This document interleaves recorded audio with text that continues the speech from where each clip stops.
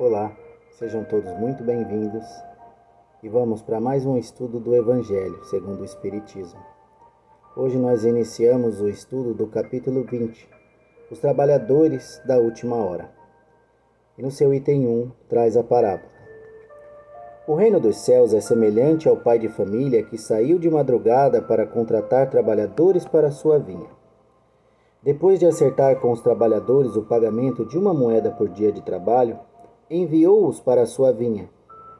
Saiu novamente à terceira hora do dia, e encontrando na praça outros trabalhadores que estavam sem fazer nada, disse-lhes: Vão vocês também trabalhar na minha vinha, e eu lhes pagarei o que for razoável. E eles foram. Saiu ainda na sexta e na nona hora do dia e fez a mesma coisa. E saindo na 11ª hora, encontrou outros trabalhadores que também estavam desocupados e perguntou: Por que vocês ficam aí todo dia sem fazer nada? Porque ninguém nos dá trabalho, disseram eles. Então, o pai de família lhes disse: Vão também trabalhar na minha vinha. E eles foram.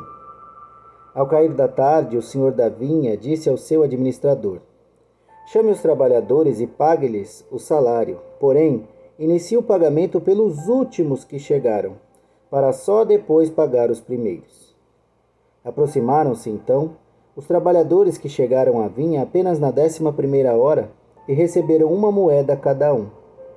Ao chegarem os primeiros trabalhadores que foram contratados, pensaram que iriam ganhar mais, porém, eles também receberam uma moeda cada um. Ao recebê-la, queixaram-se do pai de família, dizendo: Os últimos trabalharam apenas uma hora e receberam tanto quanto nós, que suportamos o peso do dia e do calor. E o Senhor respondeu a um deles: Meu amigo, não cometi nenhuma injustiça com você. Não combinamos que eu iria pagar uma moeda por sua jornada de trabalho? Pegue o que lhe pertence e vá. Quanto a mim, quero dar a esse último tanto quanto dei a você.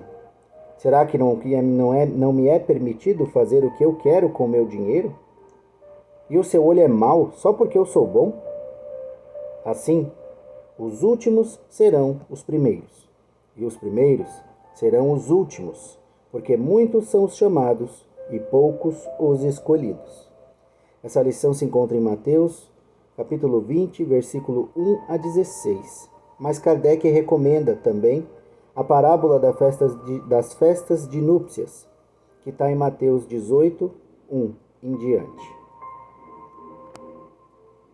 Para que a gente compreenda essa lição do nosso mestre amado, é preciso que a gente faça uma analogia, uma comparação de tudo o que ele está dizendo aqui, segundo o momento em que ele disse tudo isso aqui. O mestre queria passar uma lição muito difícil para que aquelas pessoas naquele momento pudessem entender. Mas a gente hoje, com o amparo da espiritualidade, com o desenvolvimento da nossa inteligência, tem muito mais condição. Então a gente vai estudar parte a parte dessa parábola, porque ela é repleta de muito conhecimento e de muitos ensinamentos. Só que, como em tudo que o mestre nos ensina, principalmente através das suas lições, nas parábolas, é preciso que a gente medite, que a gente reflita, que a gente associe isso com a nossa realidade, para que a gente consiga alcançar o entendimento daquilo que nos é trazido. Então, primeiramente diz assim: o reino dos céus é semelhante a um pai de família, que saiu de madrugada para contratar trabalhadores para a sua vinha. Quando a gente fala de reino dos céus, a gente fala de um estado íntimo. A gente não fala de um lugar específico em determinado ponto do universo. Um céu, né? A gente fala de um estado alcançado por quem vive aqui. E quem vive aqui deve viver de determinada maneira para alcançar esse céu, esse reino dos céus, esse estado de espírito, que é o estado de plenitude, onde a gente tem paz, tem alegria, tem felicidade, não tem mais males a suportar e etc. Então, quando a gente fala de reino dos céus, a gente está falando da conquista desse estado de plenitude, desse estado de paz, desse estado de equilíbrio contínuo, né? de amor no coração, de caridade nas ações e de tudo que é bom. Então o reino dos céus é semelhante a um pai de família que saiu de madrugada para contratar trabalhadores para sua vinha. Depois de acertar com os trabalhadores o pagamento de 1 moeda por dia de trabalho, enviou-os para a sua vinha. Saiu novamente à 3ª hora do dia e, encontrando na praça outros trabalhadores que estavam sem fazer nada, disse-lhes: Vão vocês também trabalhar na minha vinha, e eu lhes pagarei o que for razoável. Saiu ainda na 6ª e na 9ª hora e fez a mesma coisa. Também disse a esses trabalhadores, convidou-os e disse que pagaria-lhes o que fosse razoável. E saindo na 11ª hora, ou seja, faltando um dia, 1 hora para acabar um dia, encontrou outros trabalhadores sentados lá sem fazer nada e falou: por que vocês estão aí sem fazer nada? Por que vocês não vão trabalhar lá na minha vinha? É porque ninguém oferece serviço pra gente. Então bora lá. Vamos trabalhar lá comigo que eu pagarei o que for razoável para vocês. Olha que interessante. Jesus utiliza as horas para dizer para nós o seguinte: que todos nós somos convocados a trabalhar na vinha desse pai, desse nosso pai de família.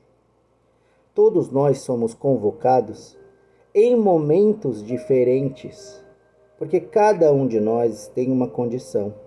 Cada um de nós ocupa um peso específico dentro do processo evolutivo. Então, cada um de nós está desenvolvido até determinado ponto espiritualmente. Então, uns abraçam a tarefa de se encontrar com os ensinamentos do Mestre, com todas as leis de Deus e começar o seu trabalho imediatamente. Outros precisam iniciar em outro momento. Outros precisam de um amadurecimento que pode vir através de provas difíceis, de longos anos de vida, né? De uma passagem muito grande pelas dificuldades, pelos maus sentimentos, pelos erros, até adquirir a consciência de que é o momento de buscar uma transformação, uma renovação de si mesmo. Então todos nós somos convidados pelo Pai para trabalhar em sua vinha. E cada um vai aceitar esse convite de acordo com o seu momento. Lição importantíssima para que a gente não controle o tempo dos outros. E para que nós nos comprometamos conosco mesmos a assumir a tarefa que nos cabe. Porque uma coisa é a gente viver sem conhecimento algum. Agora, quando nós temos a consciência de determinadas coisas, é preciso que a gente tome algumas atitudes. E a partir dessas atitudes é que começam as transformações, os processos de renovação. Então, quando a gente tem a noção, a própria consciência começa a cobrar a gente que a gente já deveria ter iniciado determinada mudança. Um exemplo disso é quando você comete um erro e passa a repeti-lo. Com o tempo, você começa a ser cobrado por si mesmo, porque você ainda continua repetindo os mesmos erros. E aquilo traz um incômodo muito grande. Por quê? Porque nós vamos adquirindo o conhecimento de que aquilo não é certo. E ao repetir o erro novamente, dando vazão a um sentimento inferior, a nossa própria consciência começa a nos alertar que a gente precisa assumir a renovação desse sentimento, para que a gente pare de continuar errando, de continuar no mesmo lugar, de não andar, de não evoluir, de não crescer. Então, a partir daí, os nossos olhos vão se abrindo para as nossas necessidades. E assim a gente tem condição de enxergar o mal e começar a trabalhar esse mal.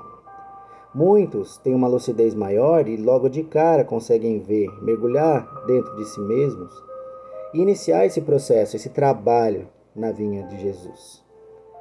E a partir daí, tem a oportunidade de se desenvolver e progredir muito mais rápido do que os outros. Igualmente, também tem aqueles que alegam que ninguém lhes deu trabalho, o conhecimento não chegou até eles. Mas a partir do momento que chegar, também terão a sua oportunidade. É importante que a gente medite no seguinte: quando o pai de família convida os primeiros trabalhadores na primeira hora do dia, ele oferece a eles 1 moeda. No entanto, quando ele contrata os últimos e fala que vai pagar o que for razoável, na hora de entregar o pagamento, ele também paga 1 moeda. O que isso representa dentro dessa metáfora, dentro dessa comparação, dessa alegoria? Que indiferente do momento ao qual nós recebemos esse chamamento para o trabalho interior de nós mesmos, a utilização, a vivência daquilo que a gente aprende para melhorar a nossa vida e a vida daqueles que estão à nossa volta, todos nós receberemos igualmente, proporcional àquilo que nós fizemos. Então, não existem prediletos, preferidos, abastados mais que os outros, beneficiados, paparicados pelo Pai. Negativo. Todos somos tratados de maneira igual. O prêmio que nos aguarda, o salário que nos aguarda é o mesmo para todos, indiferente do momento em que começarem. Hoje a doutrina nos ensina que todos nós vamos caminhar até que nós nos tornemos espíritos puros. Então nós vamos trabalhando esse processo de evolução contínua do nosso espírito, até que ele se depure, se limpe de todo o mal e só exista amor e bem dentro do nosso coração. Nesse estágio a gente alcança a graduação de espíritos puros e trabalhamos juntos com Deus, com Jesus, ajudando os espíritos superiores no desenvolvimento dos mundos, no amparo às outras criaturas e tudo mais. Então, assim, o salário de todos nós é a purificação. Então não interessa quem foi chamado por último, quem se conscientizou depois de muito tempo e decidiu retomar o caminho, o salário de nós sempre será o mesmo. Muitas vezes as pessoas entram na vida da religiosidade e acreditam por estarem muito mais tempo, serão mais beneficiados do que os outros que chegaram depois. A questão que a gente pode se perguntar baseado nessa tarefa aqui, o fato da gente ter começado na primeira hora que nós fomos convidados, garante a qualidade do nosso trabalho? E se aquele trabalhador que foi chamado na 11ª hora trabalhou com muito mais garra, com muito mais vontade, com muito mais afinco e produziu muito mais do que nós que ficamos o dia inteiro? Como é que nós podemos exigir como eles exigiram? Por que ele recebeu mais se ele trabalhou menos? Se ele desempenhou e desenvolveu mais do que nós, que estamos há muito mais tempo aqui. E infelizmente, é comum nós vermos pessoas, inclusive dentro da doutrina espírita, que estão há anos dentro do espiritismo e têm sentimentos muito conhecidos há muito tempo e que não são trabalhados. Já pessoas que chegaram e tiveram este contato com a doutrina renovadora, se alimentaram profundamente dessa luz e se empenharam ao máximo no seu processo de transformação e que alcançaram, uma grande transformação pessoal. Nisso que a gente chama de reforma íntima, construíram com estruturas extremamente bem preparadas as suas bases e estão levantando as suas moradias espirituais. A gente tem que considerar que nós devemos nos ocupar do nosso próprio tempo, da nossa própria oportunidade. Nós não temos condição de medir o desempenho do outro. Só é possível medir o nosso próprio desempenho. Então nós não precisamos nos ocupar do salário que o outro está recebendo. Nós devemos nos ocupar do nosso próprio salário, do quanto nós estamos merecendo.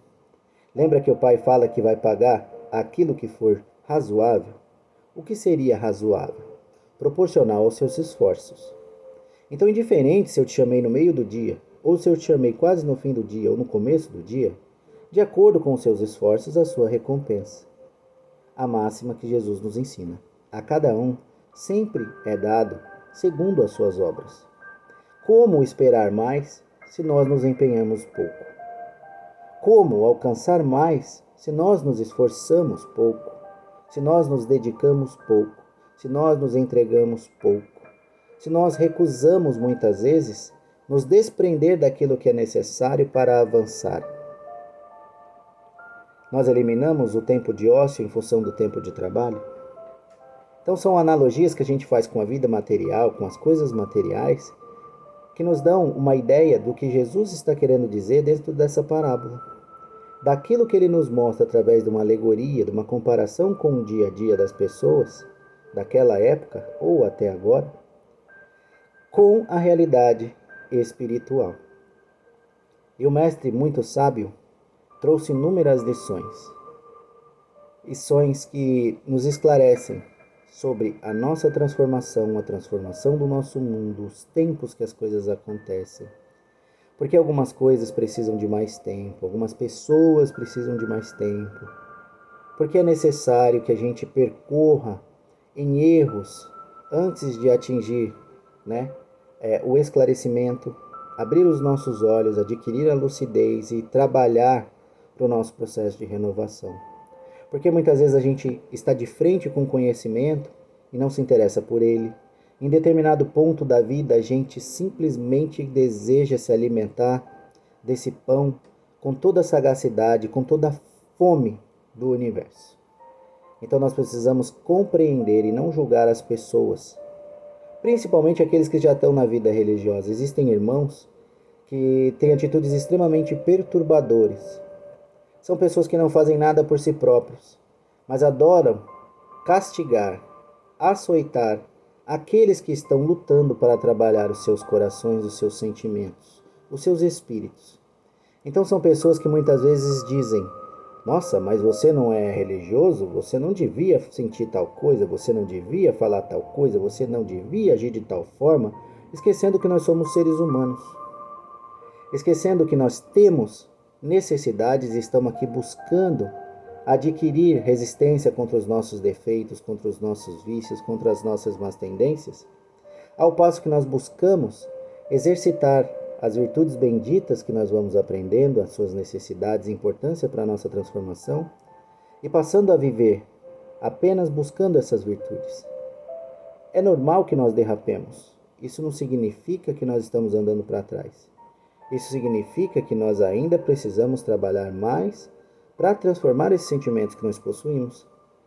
E muitas vezes essas pessoas desestimulam aqueles que não têm uma fé forte, firme, uma convicção bem estruturada.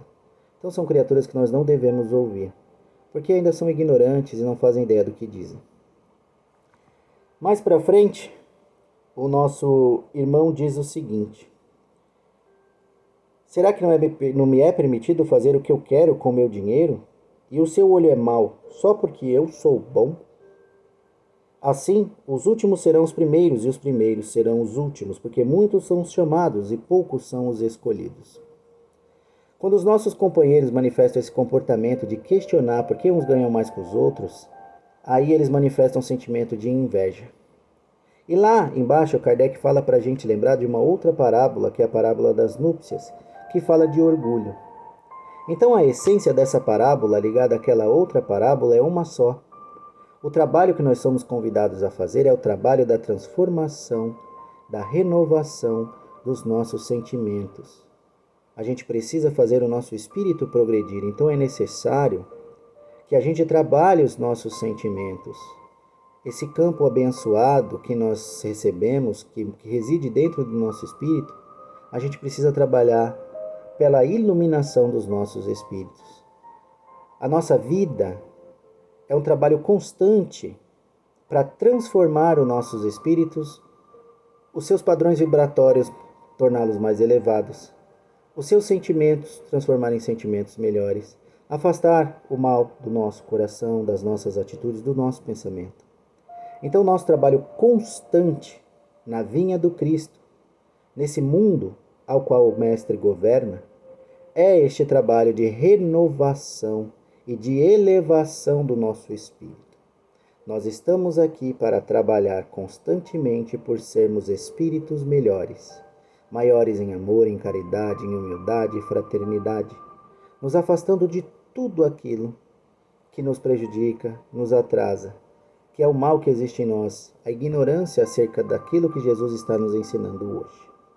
Então, que nós possamos trabalhar com Jesus, voltando sempre para dentro de nós, olhando sempre para dentro de nós, quais são as nossas necessidades de transformação e buscando essa transformação, porque nós recebemos esse convite, estamos aqui nesse momento por isso.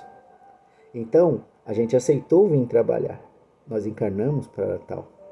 Então, para que a gente atinja o salário que nós combinamos com o nosso Senhor, é preciso que a gente se dedique e se esforce ao máximo dentro desse trabalho que nos foi proposto, para que ao fim da nossa jornada, com muita alegria no nosso coração, nós recebamos o salário que nós tanto desejamos alcançar.